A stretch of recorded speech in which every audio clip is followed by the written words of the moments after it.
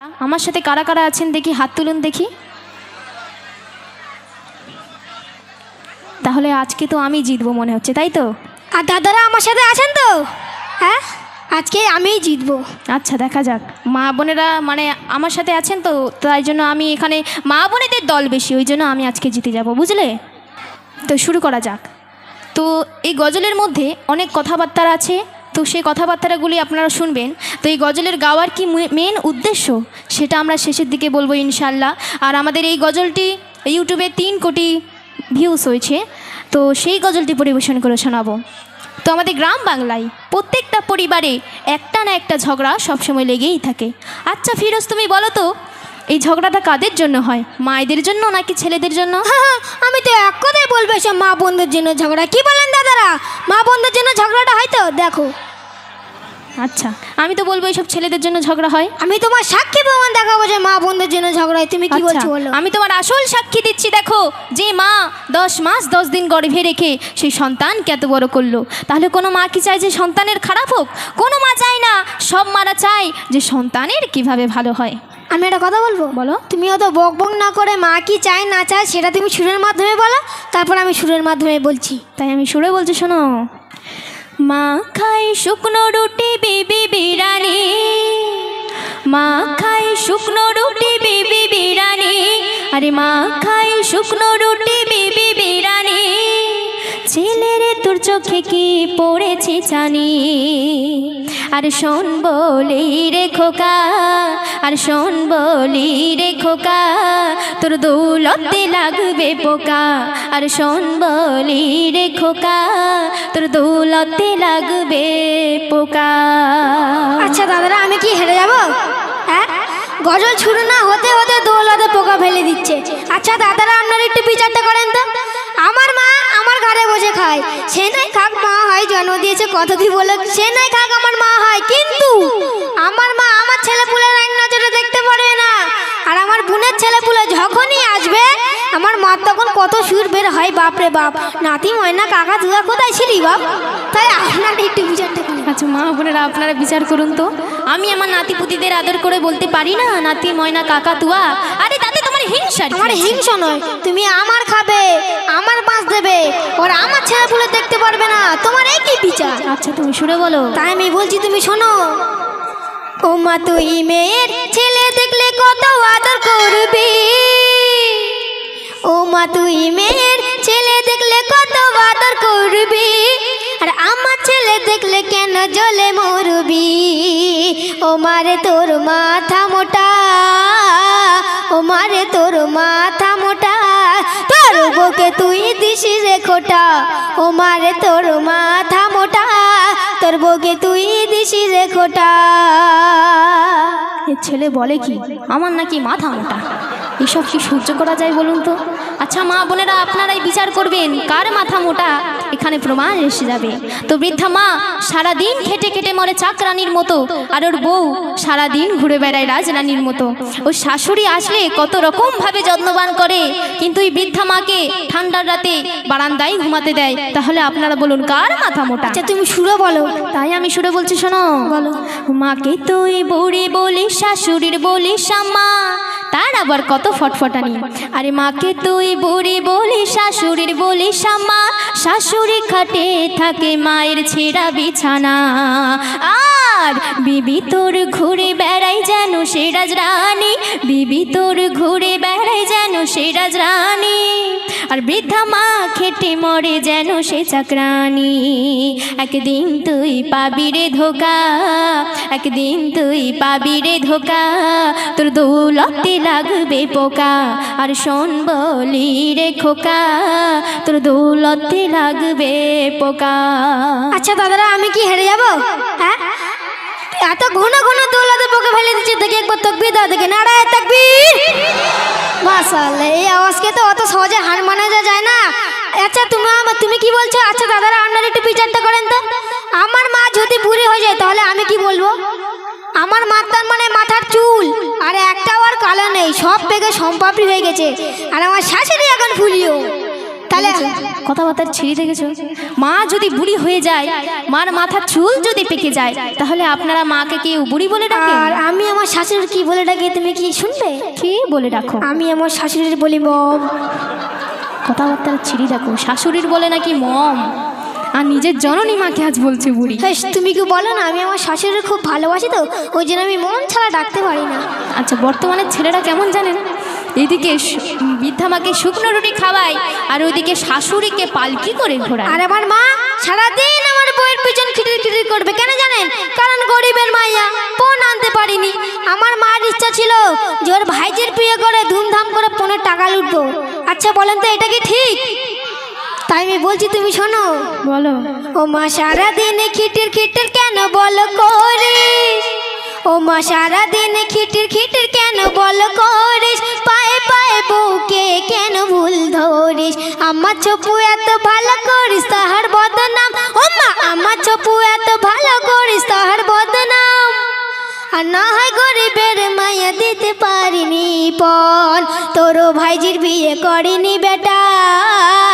ও মা তোরও ভাইজির বিয়ে করিনি বেটা, তাই তুই দিছি রে খোটা। ও মারে তোর মাথা মোটা, তোর বউকে তুই দিছি রে খোটা।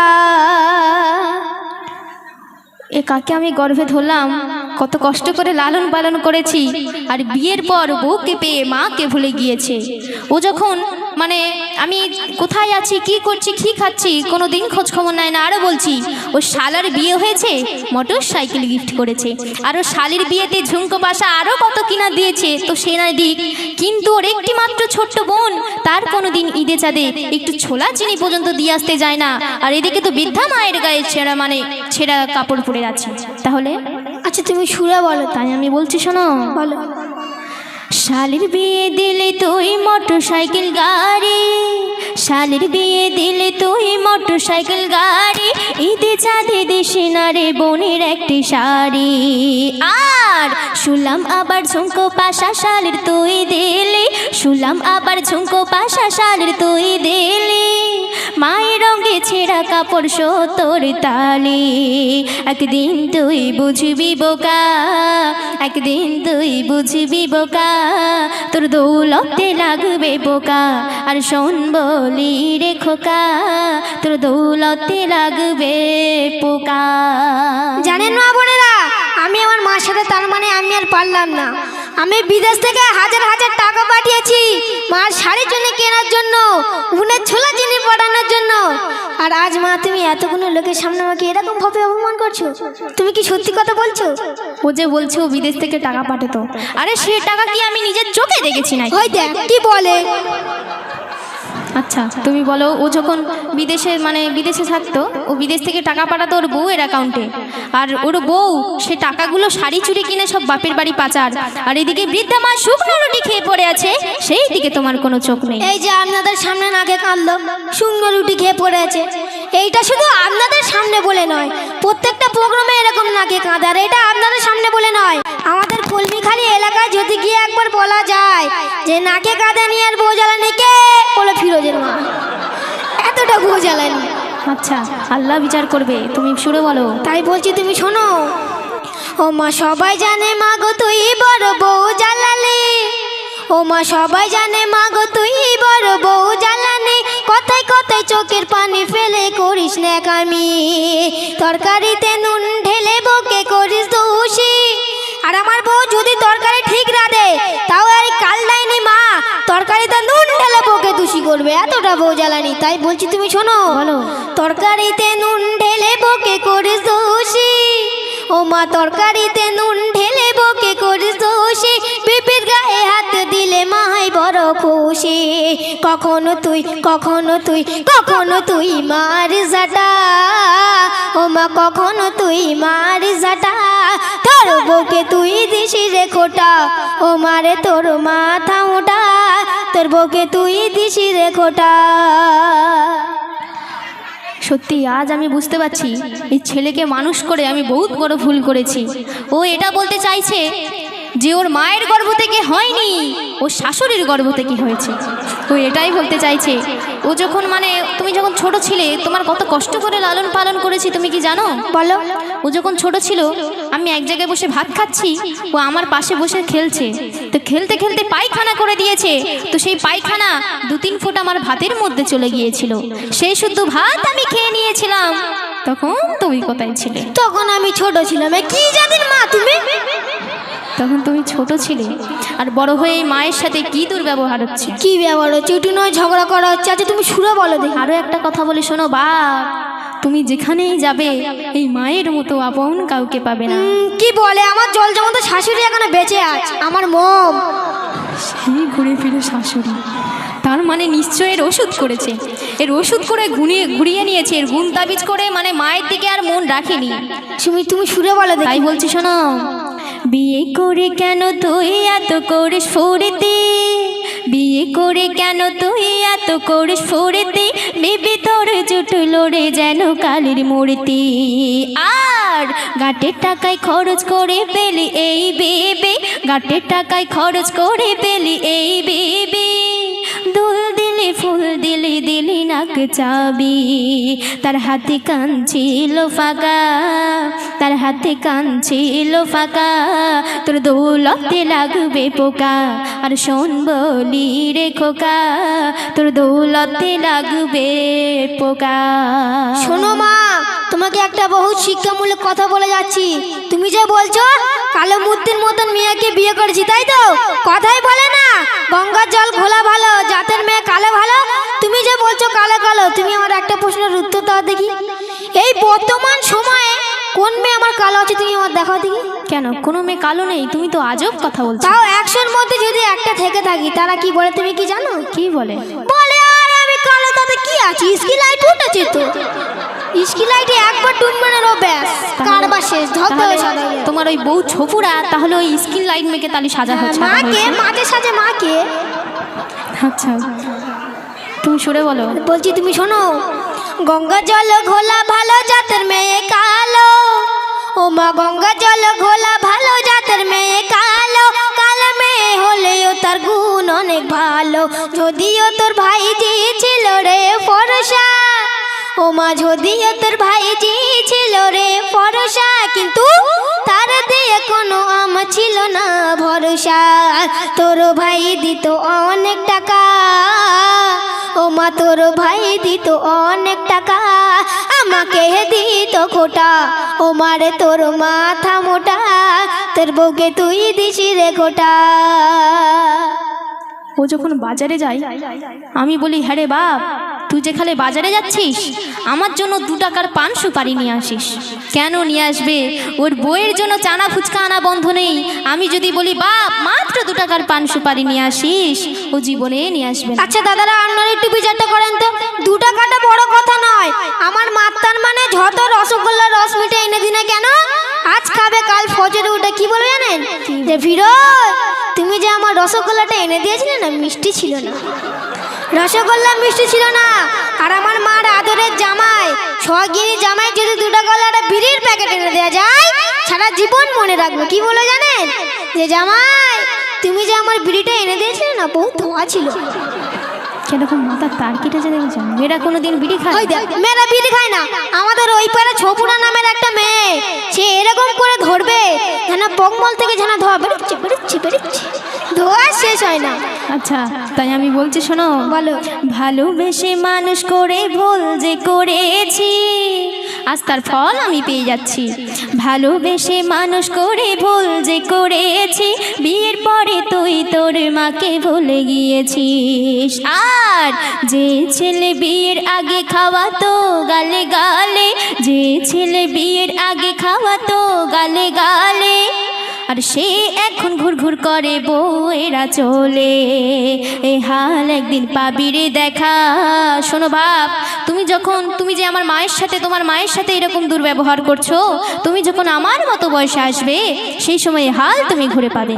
তাই আমি তোমার বলছি শোনো, এ হাল একদিন পাবি রে দেখা, এ হাল একদিন পাবি রে দেখা, তোর দৌলতে লাগবে পোকা, আর শোন বলি রে খোকা, তোর দৌলতে লাগবে পোকা। আচ্ছা তুমি আমার বলছো আমি তোমার মতন যখন হালে যাব তখন আমি এরকম হাল পাবো, তাই তো? অবশ্যই। তুমি আমার একটা প্রশ্নের উত্তর দাও দেখি, তুমি আজকে এরকম হাল কেন পাচ্ছ? কেন পাচ্ছি? কারণ আল্লাহ আমার এরকম হাল দিয়েছে, ওই জন্য। আমার তো মনে হচ্ছে তুমি নিশ্চয়ই আমার দাদা দাদের সাথে এরকম ব্যবহার করেছো, নাহলে তুমি আজকে এরকম হাল কেন পাবো? আচ্ছা দেখো, পাপ নিজের বাপকেও ছাড়ে না। আমিও তাহলে তোমার দাদা দাদির সাথে এরকম করেছি, সেই ভুল ঘুরে তোমার মায়ের সাথে করছো তার বেলায়। আর তুমি তো মেন কথা বুঝতে পারছো না। কি মেন কথা? আমি শেষে মসজিদে গিয়ে আস্তাগফিরুল্লাহ পড়ে নেবো। দেখেছো, তাই আমি বলছি না। আচ্ছা তুমি শুনে বলো। তাই বলছি, তুমি শোনো।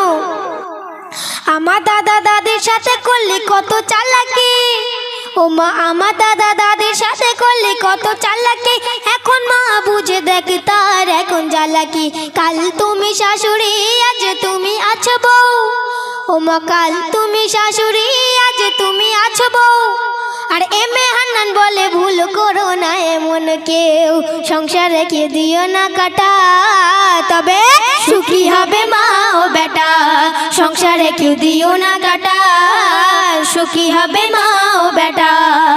আর শোন বলি রে খোকা, আজ মিলে যাই মা ও বেটা। তো ভালো লেগেছে তো? মাশাআল্লাহ। তো এই গজলটি গাওয়ার মেন উদ্দেশ্য হচ্ছে কোনো ঝগড়াঝাটি নয়। আমাদের প্রায় সংসারে বউ শাশুড়ির মধ্যে সবসময় যুদ্ধ লেগেই রয়েছে। তো যিনি শাশুড়ি মা হবে তানাকে পুরো নিজের মায়ের মতো হতে হবে, আর যিনি বৌমা হবে তানাকে পুরো নিজের মেয়ের মতো হতে হবে। মানে শাশুড়ি তার বৌমাকে নিজের মেয়ের চোখে দেখবে, নিজের মেয়ের মতো ভালোবাসবে, আর তার বৌমা তার শাশুড়িকে নিজের মায়ের মতো দেখবে।